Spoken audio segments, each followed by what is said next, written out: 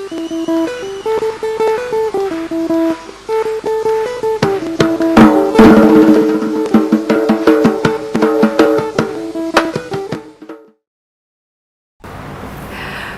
tout le monde, nous sommes de retour sur les réseaux sociaux. Je sais, on vous a beaucoup manqué, ça fait 6 mois, mais c'était juste pour vous préparer ce qu'il y a de mieux. En tout cas, aujourd'hui, nous recevons dans nos studios de Chronic & Chronicles, Nasteha Ahmed Samire, qui est en process pour devenir nutritionniste et qui a, je pense, beaucoup d'informations très intéressantes à partager avec nous. Bien sûr, tout va se passer comme la dernière fois.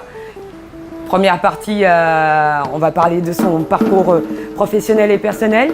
Après ça, elle partagera avec nous toutes les informations qui vont nous aider à transformer plus ou moins notre routine alimentaire à Djibouti. Et bien sûr, dernière partie, Djibouti dans ses rêves. Qu'est-ce qu'elle en pense ?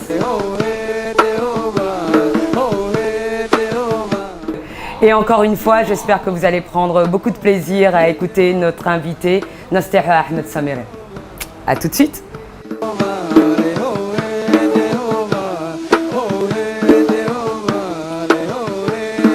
Bonjour Nasteha, comment vas-tu ? Moi, je vais très bien, toi ? Ça va très bien, Ola, et bienvenue. J'espère que tu nous viens du Canada, j'espère qu'il ne fait pas trop chaud. Ah bah... En plus, c'est le ramadan, j'imagine que vous jeûnez. Bah oui, non, il fait Djibouti, hein, pour rester politiquement correct. En tout cas, ça nous fait super plaisir de vous recevoir. Donc, vous êtes nutritionniste. Oui, donc oui. Et je voudrais savoir donc, comment vous en êtes arrivé là. Donc, racontez-nous un peu votre parcours professionnel et personnel. Oui, bon, bah, d'abord, j'ai pas encore ma certification en nutrition, donc juste pour être claire et transparente. Puis j'ai commencé en fait cette passion que j'ai pour la nutrition officiellement il y a 1 an. Officieusement c'était là. J'étais toujours passionnée par la cuisine, puis j'ai toujours cuisiné étant jeune et j'ai toujours cherché des alternatives plus santé. Donc c'était toujours là, puis j'ai toujours été aussi dans le problème que tout le monde a à la perte de poids là, donc voilà quoi. Donc j'ai essayé 1 million de diètes, de régimes. Ah non, je comprends, je pense qu'on est toutes passées par là, plus ou moins. C'est ça. Puis, mais c'est ça, donc ça fait 1 an maintenant que je suis professionnellement active en tant que nutritionniste, on va dire. D'accord. Donc pour aller un peu plus loin dans le parcours, vous n'avez pas fait des études, vous avez fait d'autres études. C'est ça. Donc ça n'a rien à voir avec en fait ce que j'ai étudié. J'ai une maîtrise en développement international, puis j'ai passé en fait, c'est ça, j'ai passé 7 ans de mes études à étudier autre chose. Donc il y a 2 ans de ça, je suis tombée très malade. Vraiment malade, au point où en fait on ne savait pas vraiment ce que j'avais. J'ai vu plusieurs spécialistes, j'en ai vu comme 9 au total, en plus de mon médecin de famille, puis personne ne savait ce que j'avais. Puis c'est en fait un mental breakdown, j'ai fait un burn-out, en français c'est à cause de l'excès du stress, que ce soit du travail ou de l'environnement. De l'environnement, exactement. Donc j'ai eu un burn-out, puis tu sais après un certain temps, lorsque le cerveau te dit t'es fatigué, que tu ne t'écoutes pas, bah ton cerveau va juste shut down tout ton corps. Alors c'est ça, donc pendant 2 mois j'étais au lit, j'arrivais juste pas à quitter mon lit, puis personne ne savait ce que j'avais. Puis tu sais, en tant que Djiboutienne, on ne sait pas vraiment c'est quoi santé mentale. Non, tout ce qui est, ça fait peur en fait. Nous les Djiboutiens, c'est que tout de suite on essaye de mettre de côté, ce n'est pas nous, c'est l'autre. C'est l'autre Ouais. Et la folie en soi n'est pas une maladie. Pour nous, un fou, c'est quelqu'un qui est nu dans la rue ou Exactement. Ou qui passe du temps seul. Exactement. Alors que ça n'a rien à voir. Ça peut être des choses plus profondes en fait. Bah oui, la santé mentale, c'est présent dans la vie de tous les jours. Après, il y a des excès, puis il y a différentes variables, si je peux dire ça comme ça. Mais tout le monde est à un point dans sa vie stressé. Tout le monde est anxieux. Tout le monde, la vie n'est pas toujours belle, hein. La vie va te jeter des choses sur le visage, puis c'est vraiment comment tu accueilles ces expériences qui font la différence. Puis c'est ça. Donc Alors, comment ça s'est passé finalement pour vous pour sortir de ce mental and breakdown? Ben, quand j'ai consulté beaucoup de médecins, puis tout le monde me disait que physiquement j'allais bien, que tout était merveilleux. À un certain moment, je pensais que j'avais une maladie incurable. Alors ça n'a pas aidé aussi. Puis après, je me suis rendu compte que peut-être c'était juste mental, parce qu'en fait, je ressentais des choses qui n'étaient pas vraiment physiques. C'était vraiment mental. Pour te donner une idée, des fois la nuit je dormais pas parce que j'avais l'impression que ma chambre devenait petite sur moi. Donc j'arrivais pas à respirer en fait. Et je sais que c'est mental parce que ma soeur elle dort à côté tranquille. Puis d'autres choses, c'est une journée normale, je vais juste avoir une crise de panique pour rien du tout. Il n'y a pas un élément déclencheur. Donc tout ça en fait c'était des petits. Mais qu'est-ce qui a ramené ça chez vous? Comment ça se fait que du jour au lendemain votre corps a lâché? Qu'est-ce qui s'est accumulé finalement? En fait, c'est une accumulation, enfin, c'est l'idéal de. Enfin, c'est vivre en fait à l'Occident en fait. C'est ça. À l'occidental, oui. Exactement. Vivre dans cet environnement où tout est stressant, tout va très vite. Exactement. Tu dois être performant, puis aussi en tant que femme, il faut qu'on soit une femme. Il faut avoir aussi une carrière, il faut performer aussi bien que les hommes. Donc il faut avoir beaucoup de caractère ou de personnalité en même temps, ce qui est pas réaliste. Puis après, il y a certaines personnes qui sont perfectionnistes. Moi, je suis une perfectionniste. Enfin, je l'étais. Maintenant, il fallait que je stoppe un peu. Mais donc, tu veux vraiment performer partout. Alors moi, je faisais à temps plein ma maîtrise. Je travaillais à temps plein aussi. Juste pour avoir mon indépendance financière, parce que financièrement, j'habitais chez mes parents, j'avais rien besoin, mais je voulais juste être indépendante. C'est toujours un défi pour nous les femmes. C'est ça. C'est ça, puis je voulais être aussi fit, donc... il y a aussi, oui, il y a le diktat des canons de la beauté où Exactement. Tu dois être parfaite, pas seulement mentalement, intellectuellement, mais aussi physiquement en fait. Donc je me suis poussée à bout. Pour te donner une journée typique, le matin je me réveille, je vais au gym pour 2 heures.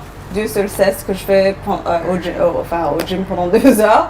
Ensuite j'étudie ou je vais à l'école. Puis à partir de 1 heure jusqu'à presque minuit, je travaille.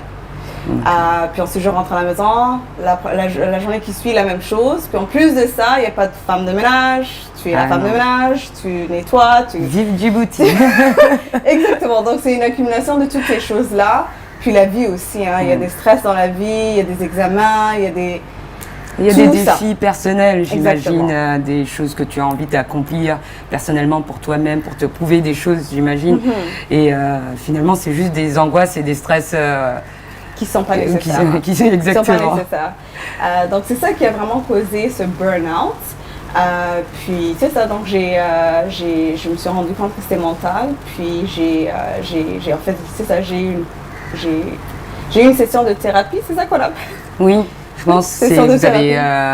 J'ai vu un thérapeute, un psychologue. Vous avez parlé avec un spécialiste. Exactement. Puis ce qui est en fait étonnant, c'est que en fait c'était une recherche à l'université. Puis j'avais sign up, donc j'avais mis mon nom pour participer. Excusez-moi pour mon anglicisme. Non, il n'y a pas de problème. À Djibouti, maintenant, on parle plus ou moins... On parle de tout, quoi.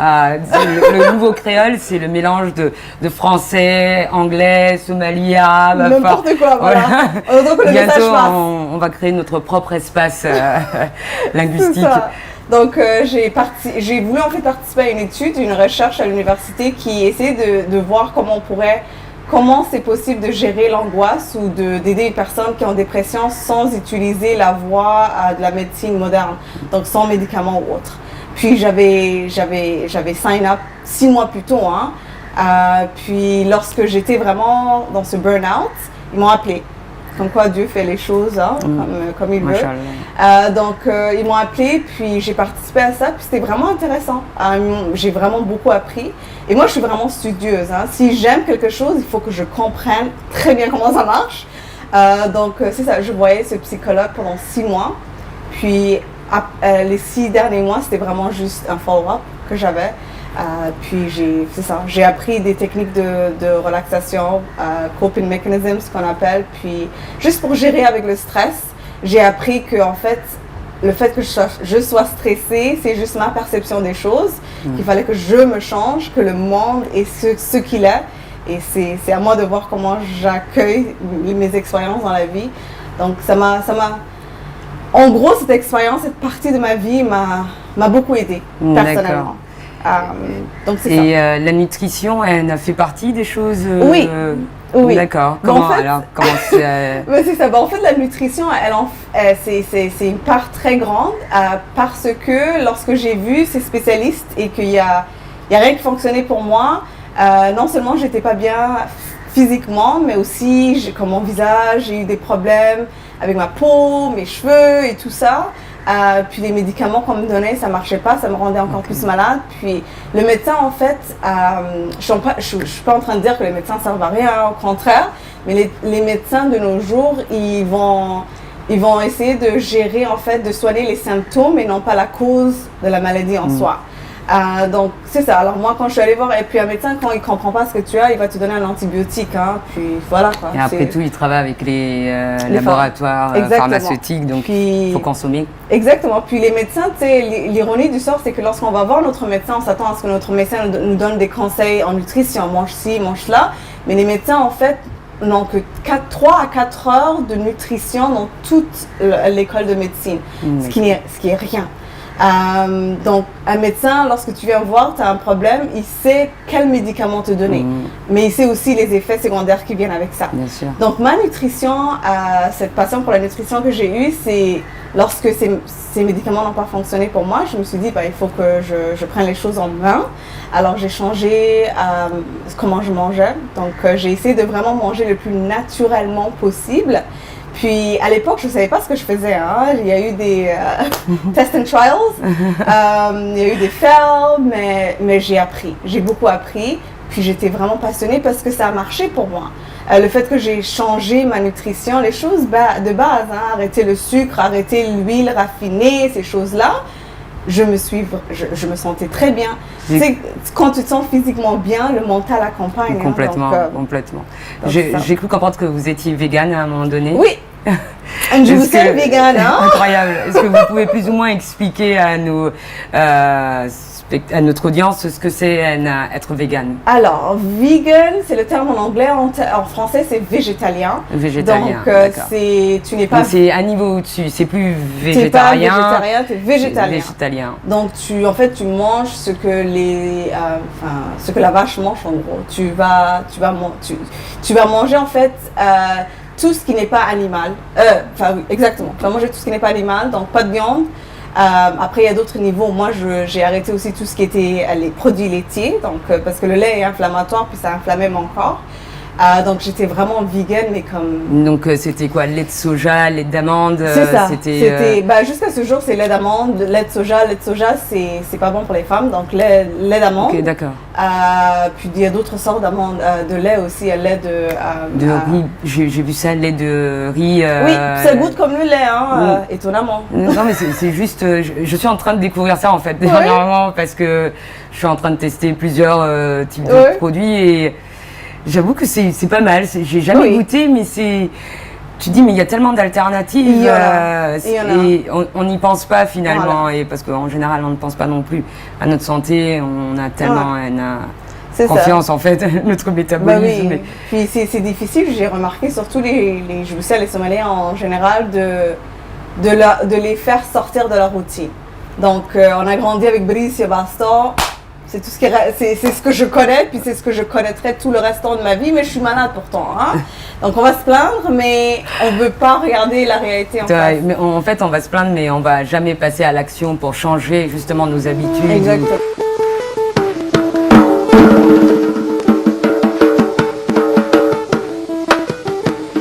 Tout l'outil, ce que je vois en fait, c'est que d'abord les gens se rendent compte.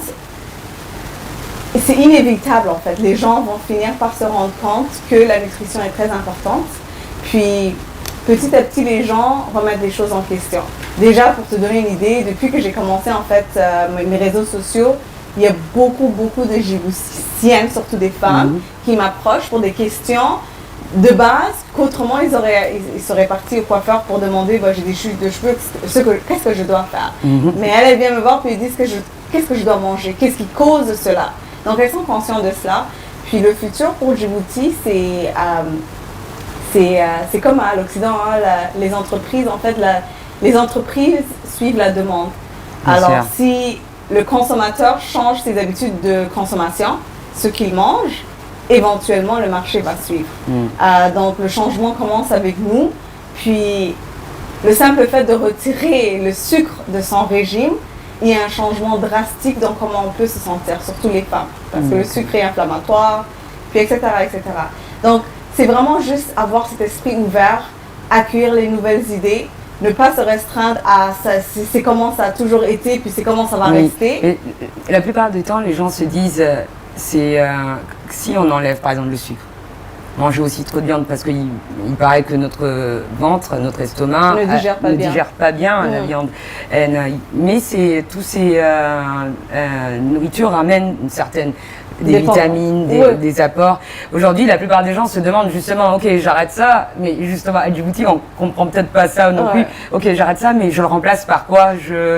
Par exemple, si j'arrête le sucre, parce que le sucre, ça ramène de l'énergie aussi, et on se fatigue assez rapidement à Djibouti avec le soleil, donc on a toujours cette impression que ça nous ramène sur c'est ça, le mot-clé, c'est cette impression.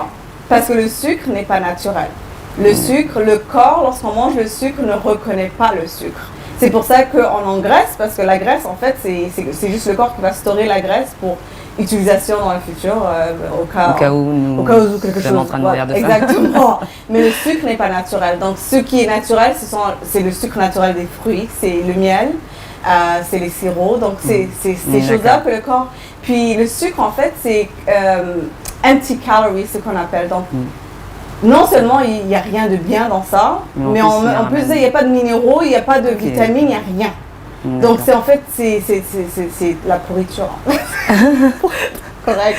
À part le sucre, quelle serait la liste, par exemple, qu'on consomme à Djibouti qui serait justement au niveau d'ordre de pourriture? Exactement.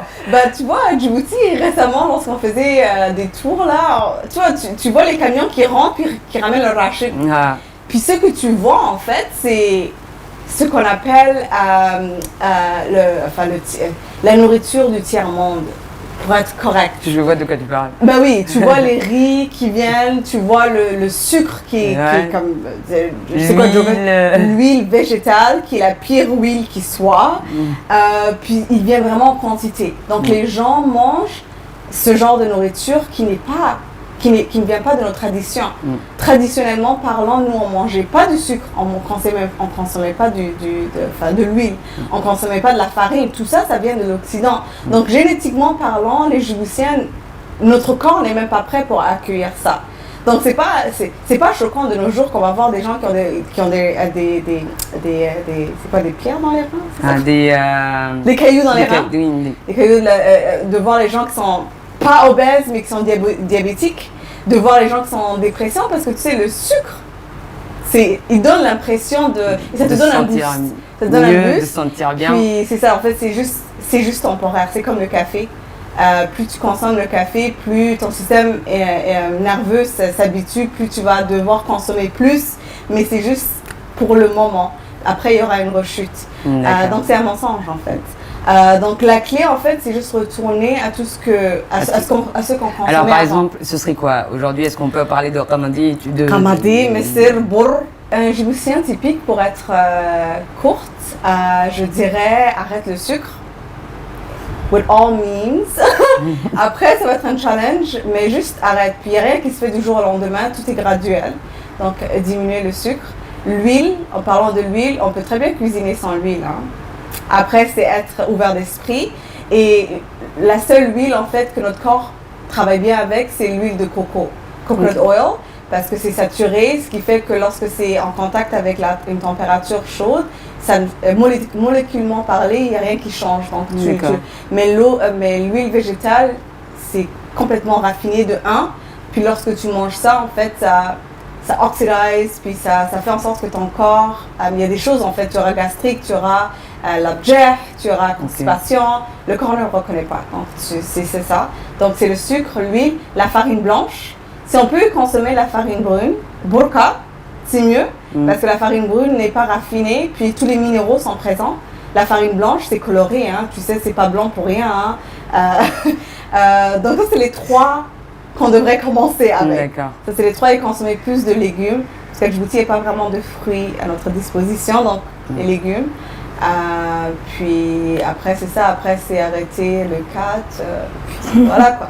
Ça, c'est un autre débat. Justement, Anne, aujourd'hui, voilà, mais est-ce que à long terme, la façon dont on vit, est-ce que c'est sustainable? Est-ce que c'est... Non. Puis tu le vois très bien, hein? Tu vois quand quelqu'un vient de l'Occident et vient à Djibouti 2 mois plus tard, tu vois physiquement la transformation. C'est pas sorcier, hein? Mais non, parce que de un, la température n'est pas propice. Il fait extrêmement chaud, on est très déshydraté. Puis en plus de ça, c'est quoi notre routine? La routine typique, c'est bon, manger le cat.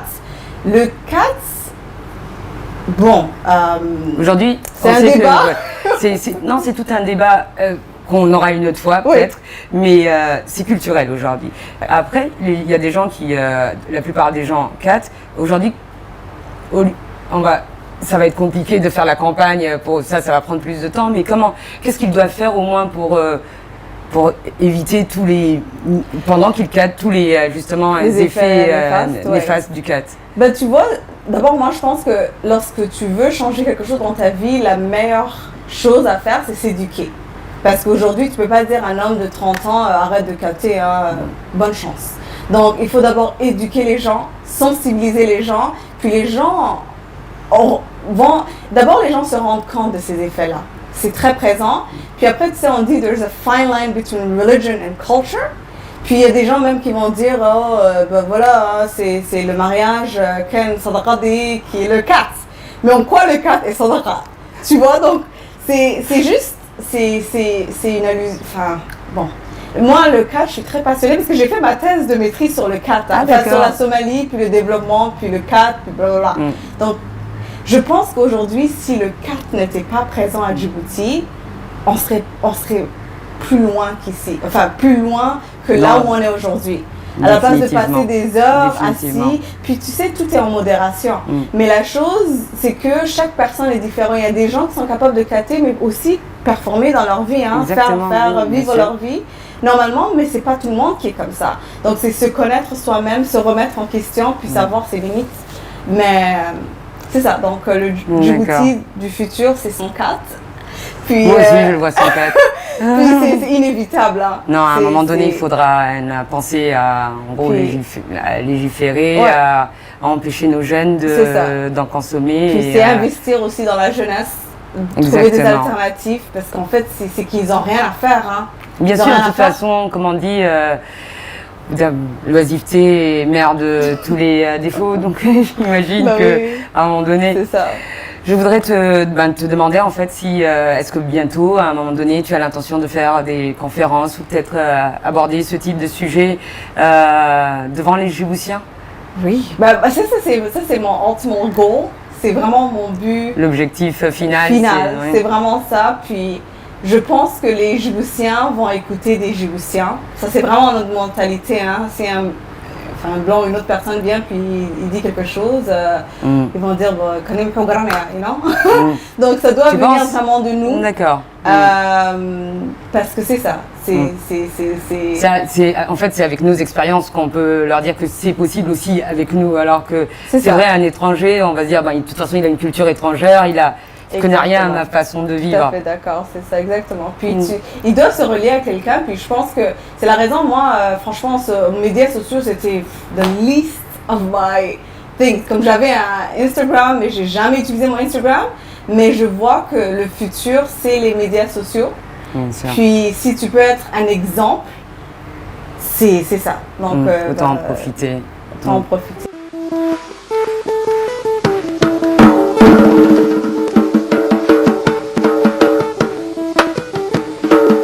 Donc voilà, nous arrivons à la dernière question de notre émission.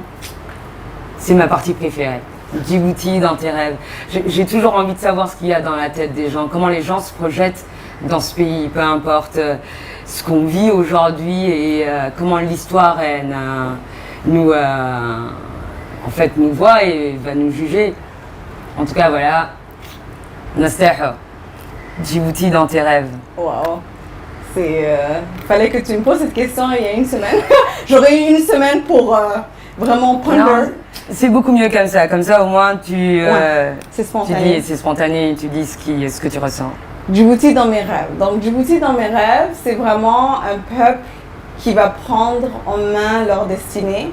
C'est un peuple qui va se prendre en main. Donc, ne pas compter sur le gouvernement ici et là, c'est vraiment parce que le changement vient de la société civile. De la base. Exactement. Puis c'est nous qui vivons les réalités à la fin de la journée. C'est nous qui devons imposer notre futur. Puis la chose en fait que j'aurais aimé des Djiboutiens, c'est avoir l'esprit critique.